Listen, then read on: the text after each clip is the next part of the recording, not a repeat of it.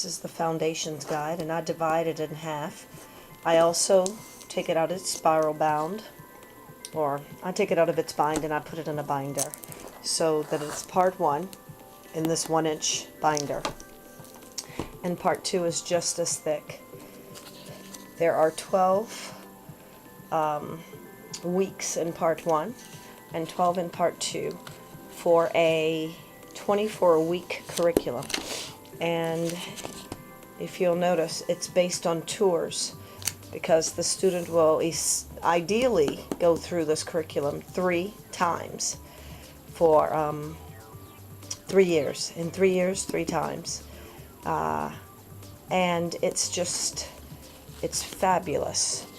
For each week, there are definitions.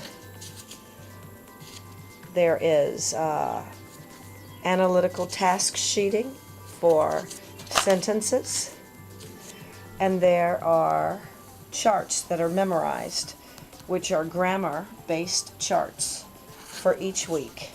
There's information done in class, and then there is instruction on what to do when you are at home.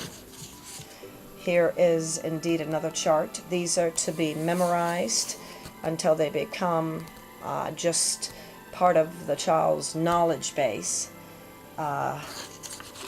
Just like when you think of, I compare the memorization method in Essentials to Schoolhouse Rock. Just hearing the information over and over and over again, memorization becomes knowledge. It transitions to knowledge. There's also editing sentences, where in this instance it's John 1 through 9,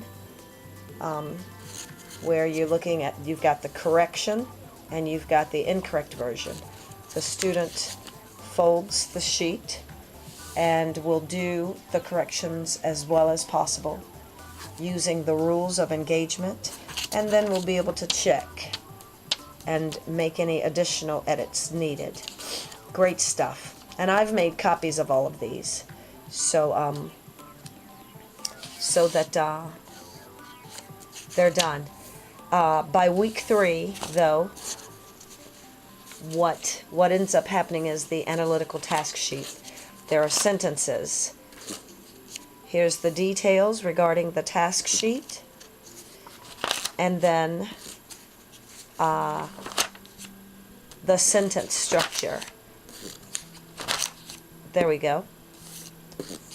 And then there's, along with the analytical task sheet, the student will also diagram sentences.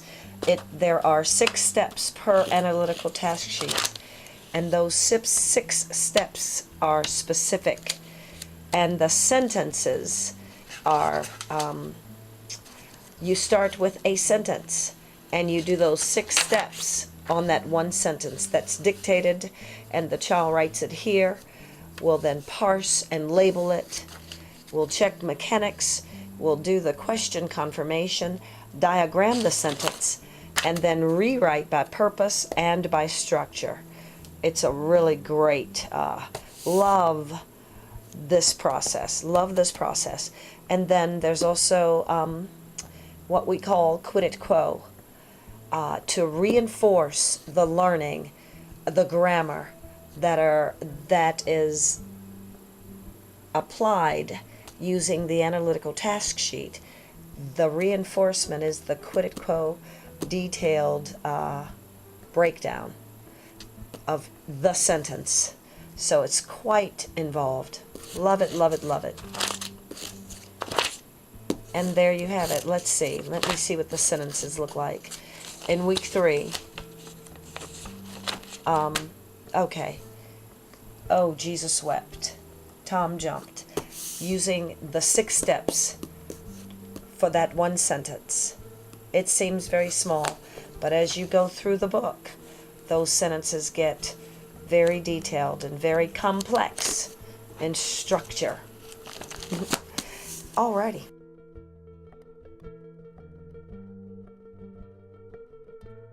And it is wonderful the way that it's broken down with checklist, where your child will do outlines from a source text and then the checklist for that particular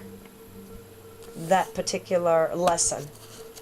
And then with each new lesson there's more details, more regarding the style, more regarding the mechanics that's implemented with each paper.